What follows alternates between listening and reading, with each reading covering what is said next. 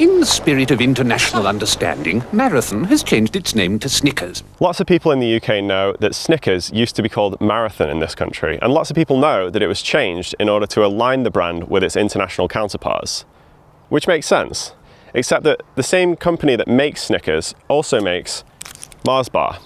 And Mars Bar in America is called Milky Way. Meanwhile, what we call Milky Way in America is called Three Musketeers. So why was it so important to get rid of Marathon when these names are still allowed to be different? I went digging into this and I found a lot more than I thought I would. I thought this would be the story of Mars Inc., the company that makes all these products. And I mean, it is. It's the story of how they started as an American company and then kind of became a British company for a while and then went back to being an American company. But more than that, it's the story of the people who own Mars Inc. Because Mars Inc. isn't just your normal publicly listed corporation. You won't find it on the stock market, and that's because Mars Inc. is one of the world's largest family-owned businesses. It was founded and is still completely owned today by the Mars family. And that means that a lot of the decisions they made over the years weren't just dreamed up in some corporate boardroom. They're actually the result of some really specific family disputes, like a father falling out with his son gave us the Mars Bar. And a succession crisis that took 2 decades to resolve is what ultimately brought Snickers to the UK. So I think all this context can help us to understand why Snickers became Marathon and then why Marathon ultimately became Snickers once again.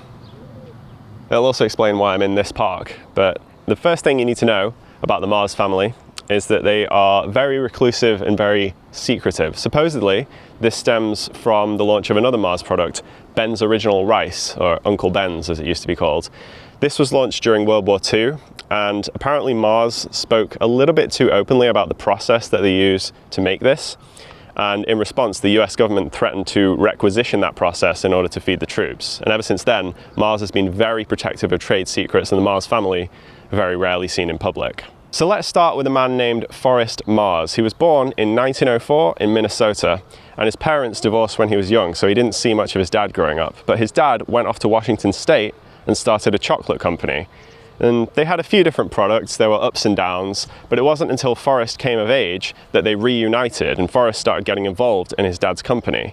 And it was Forrest who supposedly came up with the idea for their first big hit. Now, out of all of the Mars products, I always kind of assumed that this must have been their original product because it's called the Mars Bar. But as we discussed, the Mars Bar in America is called Milky Way. So actually, it's this that was their original product. And the Milky Way absolutely blew up in America. Mars Inc.'s revenue increased by 10 times when they launched it. And Forrest Mars, who was a young Yale graduate, started pushing for more of a role in his dad's company. His dad at this time was enjoying the perks of wealth after a lifetime of struggle. He was buying expensive cars, he built a ranch in Tennessee called Milky Way Farm, and he kept horses. And one of those horses was called Snickers. It gave its name to their next big product, which was effectively just one of these, but with some peanuts in it. But the tensions between Forrest and his dad were only growing. Forrest wanted 1/3 of the business, and Frank didn't want to give that to him. So to find out what Forrest did next, we can just refer to one of the few interviews he ever gave in his life, in which he recounted, "I'm not proud of this. I told my dad to stick the business up his ass. If he didn't want to give me 1/3 right then, I said, I'm leaving. He said, leave. So I left." And so he did. Forrest Mars left America and never saw his dad again. He arrived in the UK in 1932 and founded Mars Confections Limited, one of the first companies to set up in what was then the fairly new Slough trading estate. For their first product, Forrest and the team he put together tweaked his dad's recipe, but actually I haven't been able to work out exactly what they did. We know that they couldn't get Hershey's chocolate to go on the outside of the bar, but instead they struck a deal with Cadbury.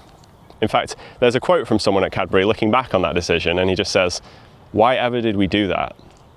A lot of sources say that the recipe was tweaked for the British palate, but I'm not sure exactly what that means. There's a newspaper advert from the time which describes a thick, rich centre made of fresh eggs, malt and butter, but then I also found it described as having a whipped fondant centre. But whatever the initial version of this product was, it launched under the name Mars Bar. Not long afterwards, Forrest launched his second product, which was called Milky Way. And by the way, it seems like they only sell Milky Way in 2-packs now. I couldn't find just a single Milky Way being sold anywhere. But anyway, the Milky Way we have today is basically like a Mars bar, but without the layer of caramel on top. but I found this packaging from the time which says that Milky Way has an extra layer of creamy caramel. So I think that might have changed as well, and I'm sure the recipe's changed dozens of times over the years anyway. So we had two separate Mars companies now. Forrest Mars had his company in Britain, and then back in the States, the original Mars Inc. was still being run by his dad. But Forrest Mars seemed more interested in aggressive expansion. He was launching things like Maltesers and chappy dog food. But then in 1934, Frank Mars died. And Forrest Mars apparently didn't go home for the funeral, although to be fair, I suppose that was a bit harder to do back then, but it could have been done. In any case, the business passed to his stepmother, Ethel Mars. But if Forrest Mars couldn't take over his dad's company, he decided he was going to compete with it.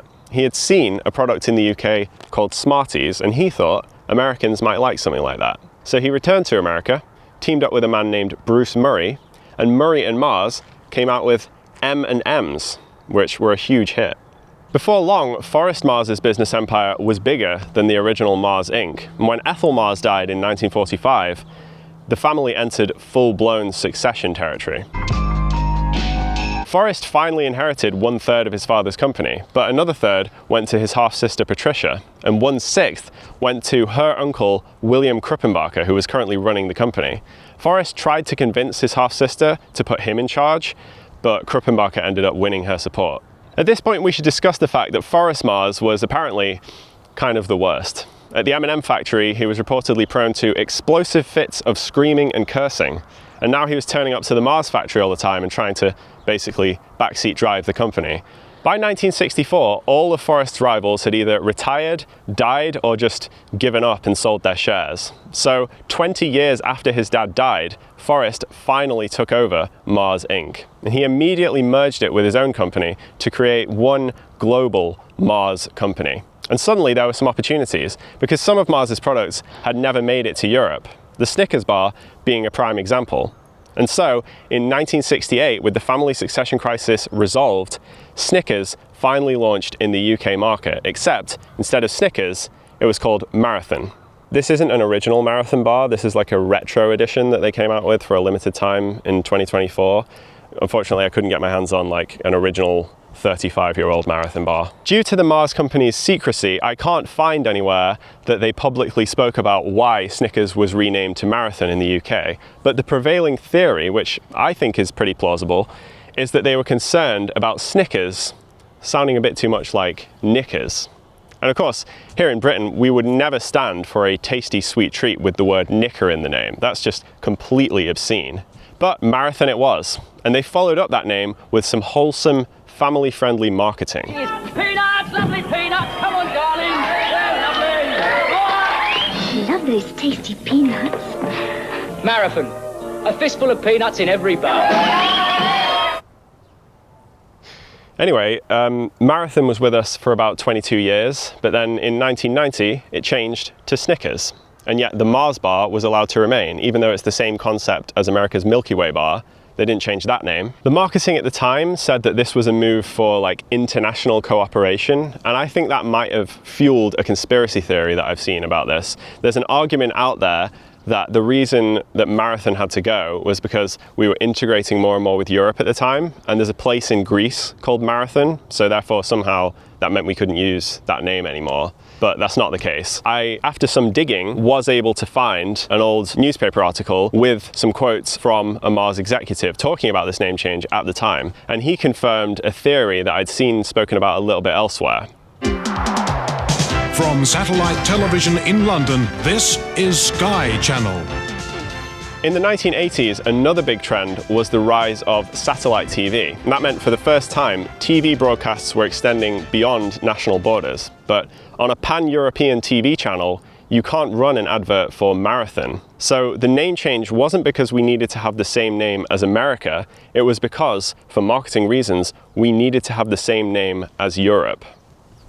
It also allowed them to do things like sponsor Euro 96 and the World Cup in 1998. And this is also probably why in 1999, Mars rebranded a second product when Opal Fruits adopted their international name Starburst.